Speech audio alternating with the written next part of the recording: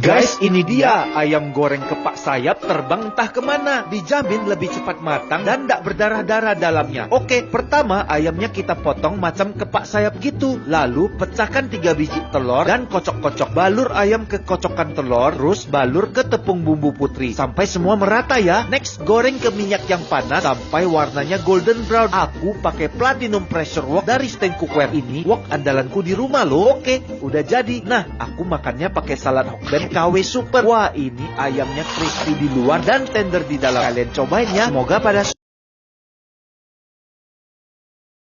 Makan siang guys, ini gulai kepala ikan, salah satu yang paling mantap di Pekanbaru. Mari kita coba. Tadi aku langsung pilih kepalanya mau yang mana sama abangnya. Oh. Gila men, puas banget.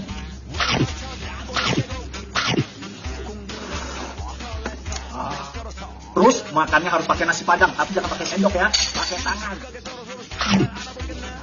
Oke guys, next makan apa lagi kita guys? Sebuah peraturan baru dikeluarkan oleh Kim Jong-un di mana bagi siapa yang menyisakan atau menyia-nyiakan makanan yang dia peroleh akan dihukum dengan hukuman yang berat. Peraturan baru ini dikeluarkan oleh Kim Jong-un mengingat negara Korea Utara itu sedang mengalami krisis akibat corona, sanksi ekonomi, dan baru saja mengalami badai topan yang sangat besar. Kim Jong-un membeberkan hal ini bisa terjadi karena sejak Januari memang negara Korea Utara itu sudah menutup semua kegiatan jual beli dengan negara lain. Dan hal ini diperburuk pada bulan Agustus dan September di mana terjadi badai topan yang sangat besar di Korea Utara yang menghancurkan ladang-ladang pertanian di sana. Dan karena itu semua, kasus kelaparan di Korea Utara meningkat sangat tajam di mana pemerintahan Korea bahkan menghimbau agar warganya ini memperbanyak memakan buah-buahan dan sayur-sayuran. Hal ini disebabkan karena harga daging sekarang sudah melonjak sangat tajam di Korea Utara. Bahkan pemerintahan Korea juga mengatakan akan menindak tegas setiap orang yang menyia-nyiakan dan membuat limbah makanan. Jadi bisa saja di sana sekarang setiap orang yang menyia-nyiakan makanan akan dihukum penjara atau bisa juga dieksekusi.